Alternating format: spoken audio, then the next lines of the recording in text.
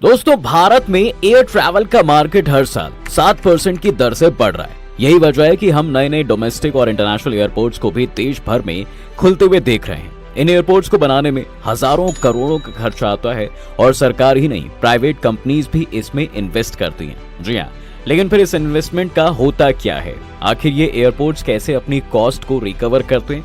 भारत के लगभग सभी एयरपोर्ट्स प्रॉफिटेबल हैं। इसका मतलब है कहीं ना कहीं से तो पैसा आ रहा है। पर क्या है एयरपोर्ट के कमाई के साधन? आइए जानने की कोशिश करते हैं आज के इस वीडियो में। इससे पहले कि हम एयरपोर्ट की कमाई पर जाएं, पहले ये देख लेते हैं कि भाई आखिर एक एयरपोर्ट को कितना पैसा खर्च करना पड़ता है। इससे हमें ये तो अंदाजा हो ही जाएगा कि प्रॉफिटेबल होने के लिए एक एयरपोर्ट को कितना पैसा कमाना पड़ता है। एयरपोर्ट की कॉस्ट तभी से शुरू हो जाती है जब उसे बनाने का प्लान शुरू होता है। इसमें सबसे बड़ा खर्च लैंड एक्विजिशन का है। इसके बाद यहाँ पर इंफ्रास्ट्रक्चर को डेवलप करना भी एक चैलेंज रहता है। इस तरह से हम अगर देखें तो रिसेंटली बने नवी मुंबई इंटरनेशनल एयरपोर्ट की कॉस्ट 16.7 हजार करोड़ रुपया आंकी गई थी, लेकिन जब तक वो बनकर तैयार हुआ तब तक ये कॉस्ट तकरीबन 25,000 करोड़ रुपये तक पहुंच गई थी। इसके अलावा यूपी के जेवर में एशिया का सबसे बड़ा एयरपोर्ट नोएडा इंटरनेशनल एयरपोर्ट बनाया जा रहा है और इसकी कॉस्ट भी अभी के लिए 30,000 करोड़ रुपये आंकी गई है। अब एक एयरपोर्ट को ये कॉस्ट अपने लाइफ टाइम में ही रिकवर करनी होती है ताकि वो प्रॉफिट के बारे में सोच सके। अब इसके बाद एयरपोर्ट के दूसरे खर्चे आ जाते हैं। इन खर्चों में एम्प्लॉयज की सैलरी, रनवेज की मेंटेनेंस, मार्केटिंग, एडमिनिस्ट्रेशन, सिक्योरिटी और मैनेजमेंट एक्सपेंसेस समेत इलेक्ट्रिसिटी और वाटर सप्लाई जैसे बिल्स भी शामिल होते हैं। इसके अलावा सभी एयरपोर्ट्स को एयरपोर्ट अथॉरिटी ऑफ इंडिया यानी AAI को भी पैसा देना होता है। जी हाँ, क्योंकि एयर ट्रैफिक कंट्रोल और नेविगेशन सर्विसेज जैसे की कंपोनेंट्स के लिए ये सभी एयरपोर्ट्स AAI पर ही डिपेंडेंट हैं। अगर एयरपोर्ट्स के एक्सपेंसेस को उनके एक्सपेंसेस के साथ देखा जाए तो हमारे लिए आंकड़ा ज्यादा क्लियर हो जाएगा।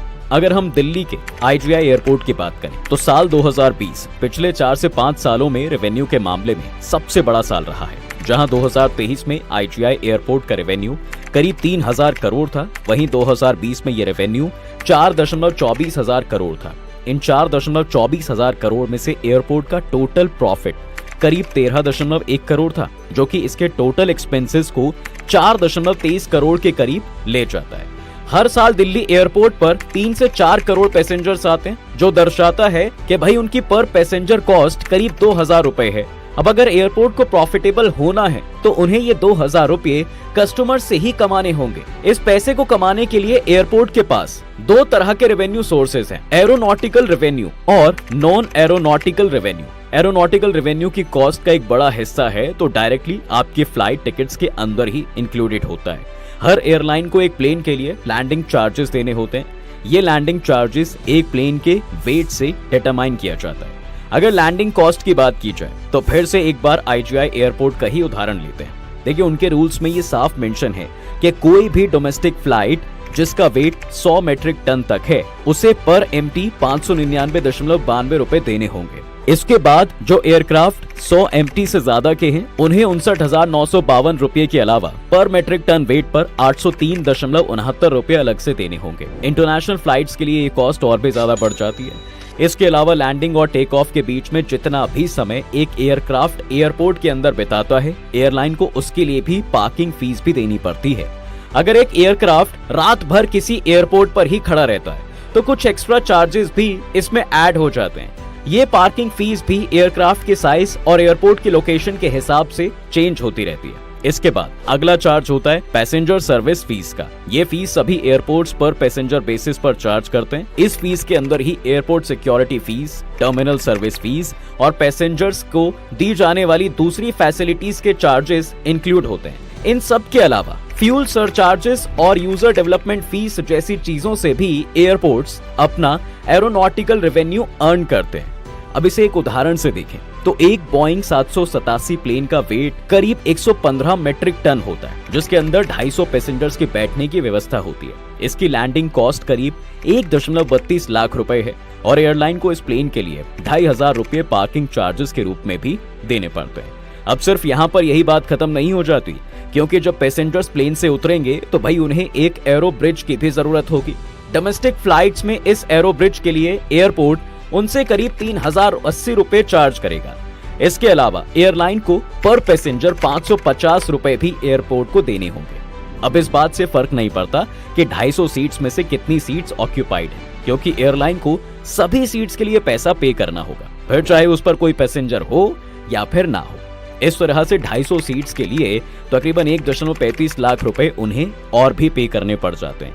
इसके बाद यूजर डेवलपमेंट फी के तौर पर भी एयरपोर्ट्स पर पैसेंजर 100 से 400 रुपए चार्ज करते हैं। इसके अलावा हर एयरपोर्ट के अंदर एक एविएशन सिक्योरिटी फीस भी होती है पर पैसेंजर। इसके लिए एक एयरपोर्ट करीब 200 रुपए चार्ज करता है। यही वजह है कि एयरलाइन चाहती है कि उनके यहाँ पर बिजनेस क्लास में जाने वाले पैसेंजर्स की संख्या बढ़े, क्योंकि एयरपोर्ट तो एक बिजनेस क्लास सीट और एक इकोनॉमी की सीट में कोई फर्क नहीं करता है। वो दोनों के लिए सेम ही चार्जेस पे करेंगे, लेकिन बिजनेस क्लास की टिकट का प्राइस क्योंकि ज्यादा है, इसलिए एयरलाइन कंपनी उससे ज्यादा प्रॉफिट बना पाएगी।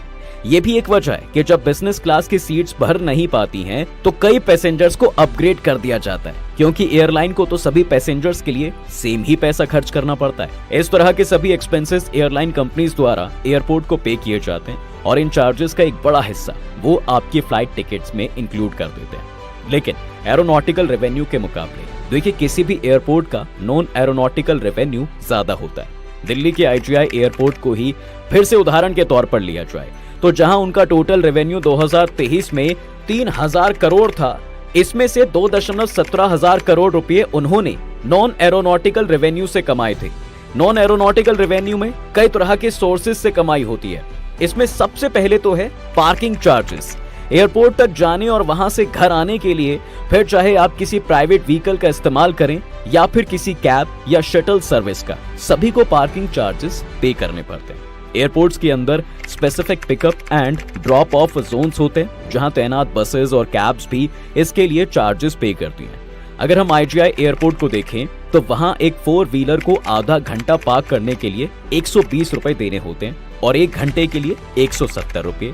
इसके बाद हर एक्स्ट्रा घंटे के हिसाब से इसमें 100 रुपए और भी ऐड कर दिए जाते हैं। अगर कोई 5 से 24 घंटे तक वहां अपनी गाड़ी पार्क करना चाहता है तो उसके लिए उन्हें 600 रुपए तक देने पड़ते हैं। दूसरी ओर 2 व्हीलर्स के लिए एयरपोर्ट पर पहले घंटे में 60 रुपए चार्ज है और उसके बाद हर एक्स्ट्रा घंटे के लिए उसमें 30 रुपए ऐड कर दिए जाते हैं। इसके अलावा कैब सर्विसेज को भी यहाँ पर 150 रुपए तक का सरचार्ज पे करना पड़ता है। इस तरह सिर्फ पार्किंग चार्जेस से ही नॉन एरोनॉटिकल रेवेन्यू का 20 से 30% हिस्सा कमाया जाता है।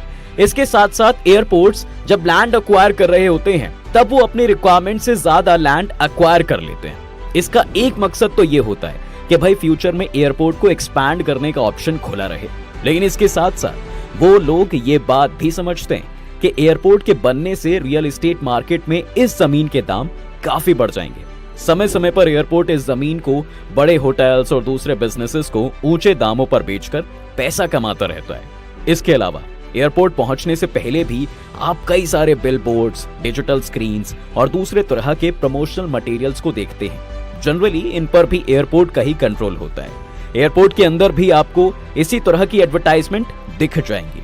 साथ ही एयरपोर्ट पर आने वाले लोग ज्यादातर हाई इनकम कैटेगरी से होते हैं, जिसका मतलब है कि भाई उनकी परचेजिंग पावर भी ज्यादा है। यही वजह है कि एयरपोर्ट के आसपास और उसके अंदर के advertisement spaces normal market rate से ज्यादा महंगे बिकते हैं। अब एयरपोर्ट के अंदर बाकी चीजों को देखा जाए तो उसमें आपको कई सारे रिटेल स्टोर्स और रेस्टोरेंट्स भी मिल जाएंगे। इनसे या तो एयरपोर्ट्स काफी हाई रेंट वसूल करता है या फिर इनकी सेल्स में एयरपोर्ट्स का भी 15 से 25% तक का हिस्सा होता है। यही वजह है भाई कि इन जगहों पर एक नॉर्मल पानी की बोतल या समोसे की कॉस्ट भी बाहर के मुकाबले काफी हाई रहती है। एयरपोर्ट्स ये भी इंश्योर करते हैं कि लोग यहाँ पर जरूर आएं। यही वजह है कि पैसेंजर से कहा जाता है कि वो अपनी फ्लाइट से 1.5 या 2 घंटा पहले एयरपोर्ट पहुंच जाएं।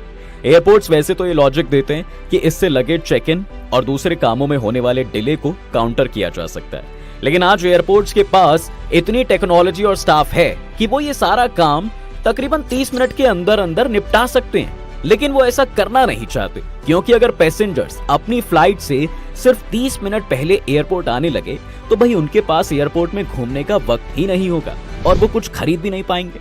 इसके अलावा एयरपोर्ट के अंदर सीटिंग को भी जानबूझकर मिनिमम रखा जाता है ताकि लोग इन रेस्टोरेंट्स में बैठने के लिए चले जाएं। यहाँ जाकर वो कुछ ना कुछ तो जरूर खरीदेंगे और उससे भी एयरपोर्ट को प्रॉफिट होगा। अब एयरपोर्ट की ये पूरी कोशिश रहती है कि एक पैसेंजर अपनी फ्लाइट पर चढ़ने से पहले ज्यादा से ज्यादा समय एयरपोर्ट पर बिता सके, ताकि उनके कमाई के चांसेस भी उतने ही ज्यादा बढ़ जाएं। एयरपोर्ट्स के अंदर हर तरह की शॉप को बहुत ही स्ट्रैटेजिकली प्लेस किया जाता है, ताकि वहां से उसी वक्त और उसी तरह के कस्टमर्स गुजरे जो वो सामान खरीदने में इंटरेस्टेड हो। जैसे कि रेस्टोरेंट्स को ज्यादातर बैगेज काउंटर से लेकर सिक्योरिटी के मेन एरिया में प्लेस किया जाता है। यहाँ पर लोगों को वेट करना पड़ता है और उनके लिए इनफ सीट्स भी अवेलेबल नहीं होती।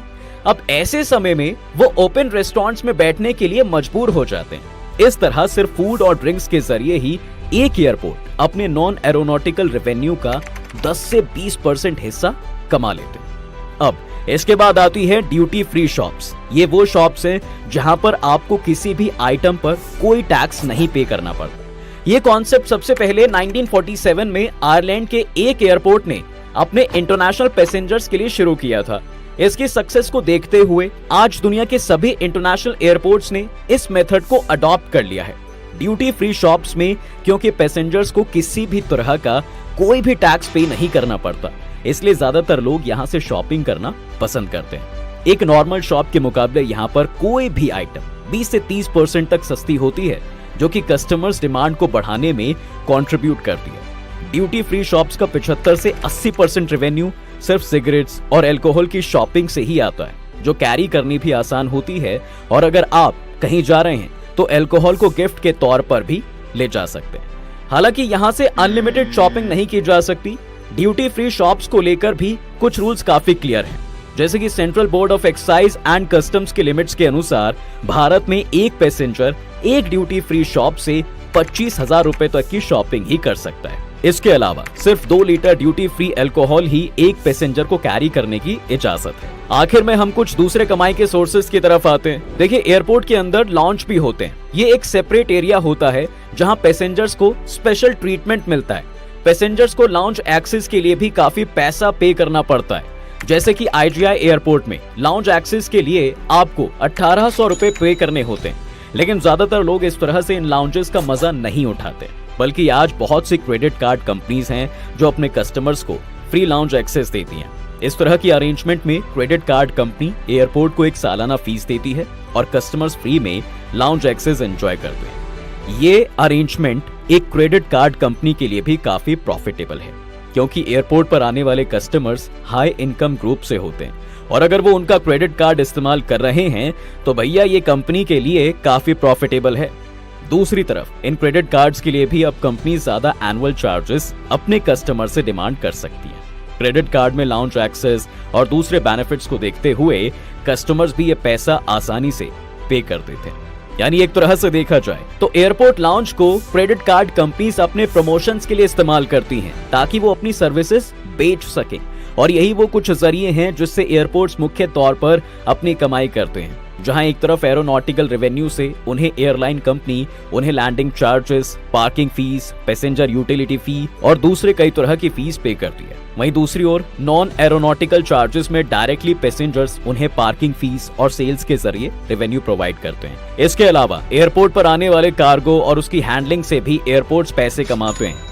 ये कमाई IGI और मुंबई के एयरपोर्ट्स के लिए और भी ज्यादा सिग्निफिकेंट हो जाती है, क्योंकि वहां पर ज्यादातर ऐसे कार्गो शिपमेंट्स दुनिया भर से पहुंचती हैं या फिर दुनिया भर में भेजी जाती हैं। भारत में आज एयरपोर्ट्स की गिनती 100 के भी पार चली गई है और हम देख रहे हैं कि ज्यादा से ज्यादा प्राइवेट कंपनीज के बीच इनके ऑपरेशंस हैंडल करने के लिए कंपटीशन भी बढ़ रहा है।